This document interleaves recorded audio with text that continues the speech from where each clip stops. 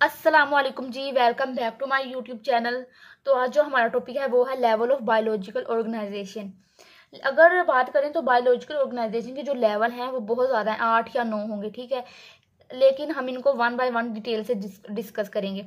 अगर पहले लेवल की बात करें तो हमारे पास पहला लेवल है एटॉमिक एंड सब एटॉमिक लेवल। आप में से बहुत से बच्चों को पता होगा कि जो एटम होता है वो बहुत ही छोटा पार्टिकल है, लेकिन जो होता है सब एटॉमिक ये एटम से भी छोटा होता है, ठीक है।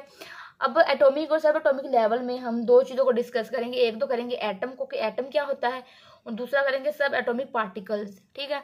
सबसे पहले हम डेफिनेशन करेंगे एटम की।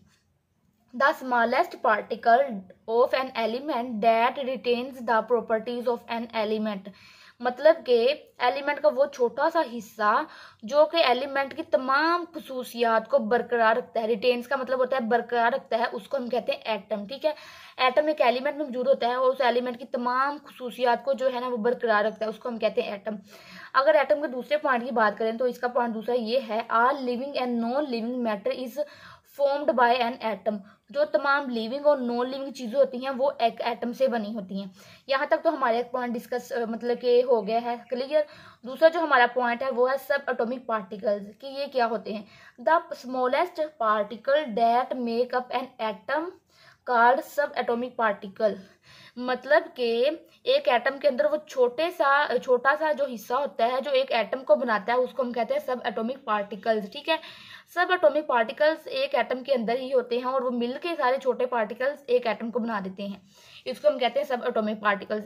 आगे हम इसकी एग्जांपल डिस्कस करेंगे कि इसकी एग्जांपल क्या है सब एटॉमिक पार्टिकल्स की। तो इनकी एग्जांपल्स होती हैं protons, electrons and neutrons etc.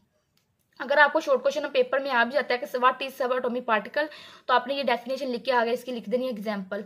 हमारा पहला लेवल तो हो गया है जी, क्लियर हो गया। अब दूसरा लेवल है मोलिकुलर लेवल।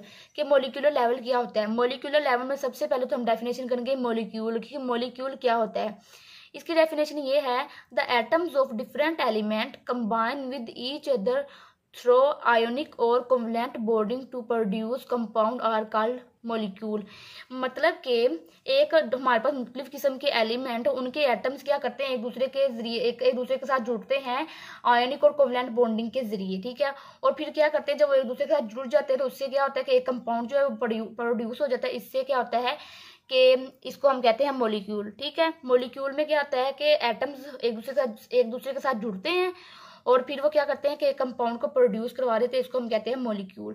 आगे हम बात करेंगे एग्जांपल्स की कि मोलिक्यूल की एग्जांपल्स क्या होती हैं। यहाँ पे इसकी इनकी ना बहुत सी एग्जांपल्स हैं, मतलब कि hydrogen, oxygen, carbon, nitrogen, phosphorus and sulphur are most common atoms found in biological molecules.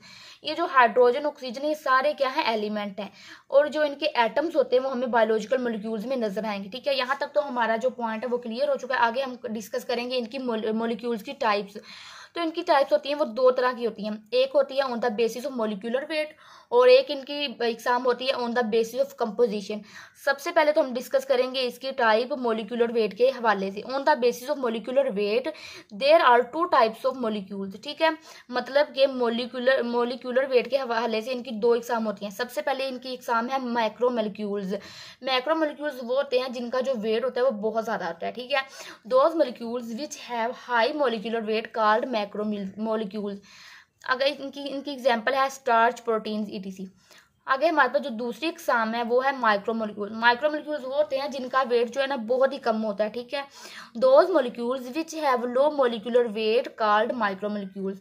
आगे हम माइक्रो मोलिक्यूल्स की एग्जांपल पढ़ेंगे कि इनकी एग्जांपल क्या है जी। माइक्रो मोलिक्यूल्स की एग्जांपल होती हैं CO2 carbon dioxide, H2O hydrogen etc, ठीक है। On the basis of molecular wait के हवाले से तो हमने इनकी टाइप से डिस्कस कर ली कि इनकी दो टाइप्स होती है, एक होती है मैक्रो मोलिक्यूल्स और एक होती है माइक्रो मोलिक्यूल्स, ठीक है।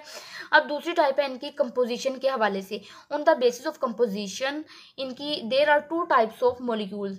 कंपोजिशन के हवाले से भी इनकी दो ही एग्जाम होती हैं। सबसे पहले इसकी एग्जाम है ऑर्गेनिक मोलिक्यूल्स, ठीक है। ये मोलिक्यूल्स वो होते हैं जिन जो कि हाइड्रोजन और कार्बन दोनों से बने होते हैं, मतलब कि इनमें ना कार्बन और हाइड्रोजन दोनों पाए जाते हैं, ठीक है।